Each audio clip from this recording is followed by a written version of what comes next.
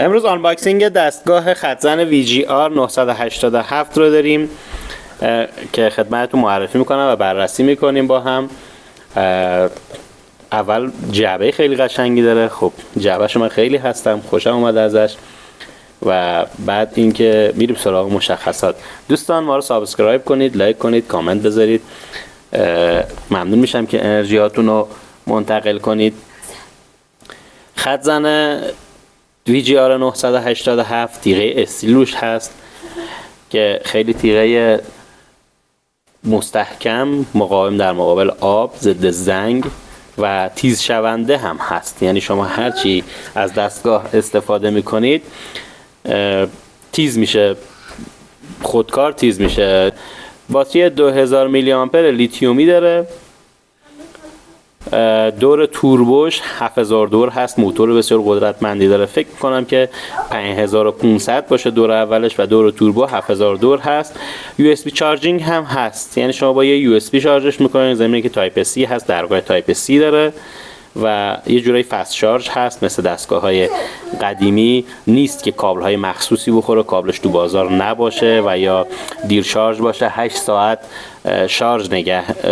به شارژ بزنید، 1 ساعت شارژ نگه داره. برعکس این 3 ساعت و نیم شما میزنید به شارژ با اینکه باتری فوق العاده قوی داره. 400 دقیقه هم شارژ رو نگه میداره. این اقلام رو هم داخل جعبش داره. خود دستگاه، کابل شارژ تایپ C، برس تمیز کننده، روغن و 4 عدد شونه که یکیش مخصوص روغنکاری هست. خب بریم سراغ رونمایی از خود دستگاه. دستگاه رو باز میکنیم، میبینیم که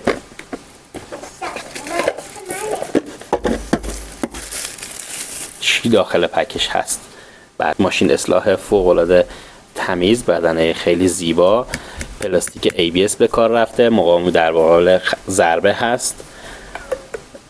درگاه تایپ C روش داره.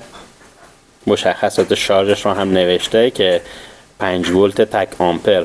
ببینید دوستان، شما میتونید به هر دستگاهی، حتی من دیدم که دوستان به ضبط ماشین بعضی موبایلشون رو میزنن استفاده میکنن. بهتره که استفاده نشه، ولی به هر کلگی که 5 ولت تک آمپر رو ساپورت کنه شما میتونید با شارژ کنید. مثلا کلگی هایی مثل فندکی خودرو که شارژرهایی که اونجوری کار میکنن و شارژرهای گوشی قدیمی، حتی گوشی جدید رو ساپورت میکنه همه رو و شما تو مسافرت هم میتونید راحت شارژش کنید و ازش استفاده کنید داخل ماشین، تو مسافرت، همه جا.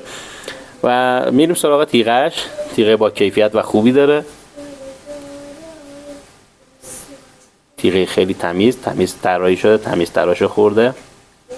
این بدنش هست، روشنش میکنیم. دور اول که اینجا سلامت دستگاه رو نشون میده. اینجا هم یک چشمک زن داره. چشمک زن ریزش روغن هست، یعنی به شما هشدار میده که از دستگاه استفاده میکنید در پایان اصلاح چیک روغن بریزید که دستگاه نرم کار کنه و دفعه بعد آماده باشه برای اصلاح. میریم سراغ دور دوم و توربو که میره رو 7000 دور. همونجوری که میبینید صدای دستگاه هست. فوق العاده موتور قوی داره. ممنون میشم که سابسکرایب کنید، لایک کنید، کامنت کنید تا ما بیشتر انرژی بگیریم. خدا رو شکر که همراه شما بودم.